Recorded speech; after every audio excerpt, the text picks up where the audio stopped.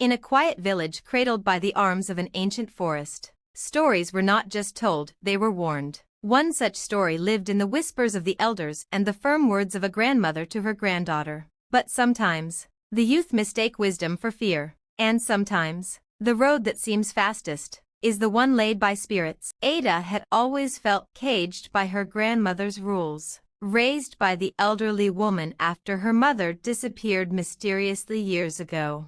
Ada longed to escape the village's spiritual customs and old-world thinking. "Don't take the left road," her grandmother warned again that morning. "No matter what, promise me." "Yes, Mama," Ada mumbled, avoiding her gaze as she stuffed her modern backpack. She had received a job offer in the nearby town and had to leave today. Her grandmother's eyes were clouded with something deeper than fear, knowing. "That road, it remembers, it takes, like it took your mother."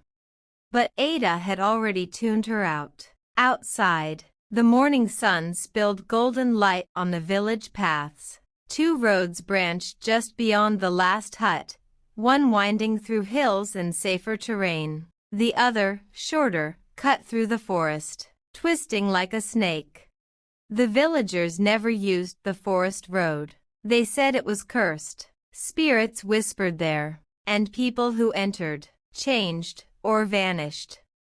Still, time was short, and Ada was late. She stood at the fork and glanced toward the forbidden path. Despite the warm sun, a chill lingered there. She stepped forward. Her grandmother's voice echoed in her memory. "The road knows when it's disrespected." The trees swallowed her quickly. Shadows danced between branches. Ada walked faster, gripping her phone. No signal. The deeper she went, the quieter everything became. Not even birds dared sing. Then came the whispers. Faint at first, like wind through dry leaves, but layered with voices. "She comes again," they said. "The bloodline returns." Ada paused. "Who's there?" Her voice barely held steady. Silence answered. Suddenly, a figure appeared ahead. A woman in white, barefoot, her skin ghost pale, her eyes blank. Ada froze. "Are you lost?" she asked. The woman tilted her head slowly, then vanished like smoke. Terror jolted through Ada. She spun and ran. The road twisted unnaturally, trees moving as if alive, roots trying to trip her, faces seen to peek from the bark, silent watchers. She stumbled into a clearing and gasped.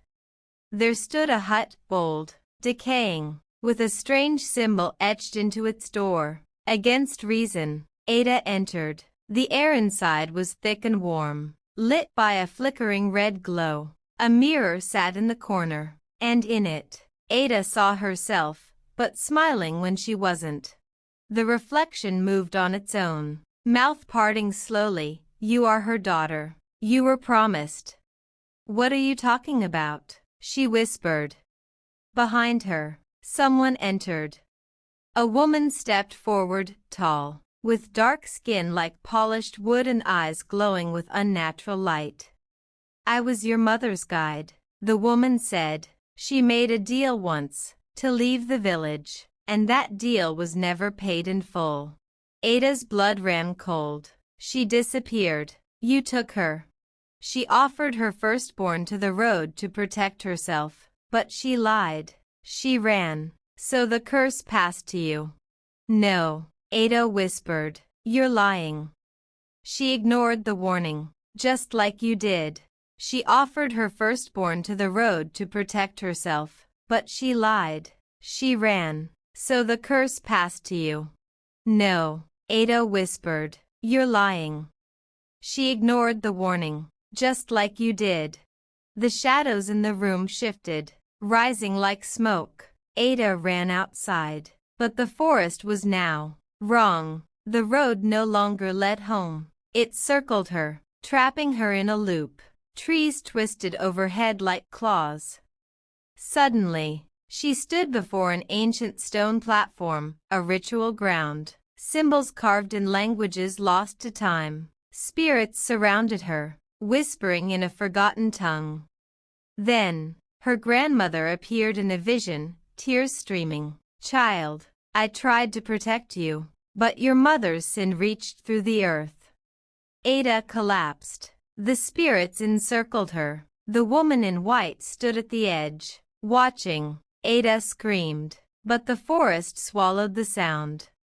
As she knelt on the stone, she remembered the stories, the warnings, not folklore, truths. In a final moment of clarity, she whispered, "I'm sorry, Mama. I should have listened." And then, silence. Days later, the villagers found the road strangely quiet. The wind didn't howl. The shadows slept. At the edge of the village, Ada's grandmother lit a candle beside an old tree. "She has paid the price," she murmured. "Let the curse rest now." Yet sometimes, on moonless nights, the road hums with whispers again, and a white figure walks its curve. Waiting.